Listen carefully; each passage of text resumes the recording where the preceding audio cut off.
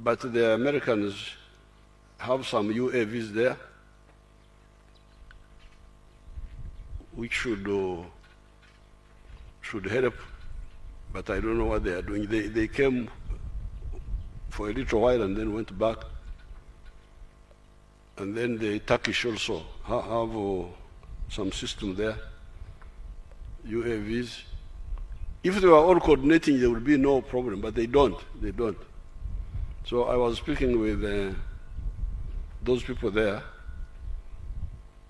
Major General Okuding, who is the force commander, and another brigadier called Brigadier Omola. And I was telling them that if the Turkish and the Americans don't want to support our ground forces, we shall support them ourselves. We shall find a way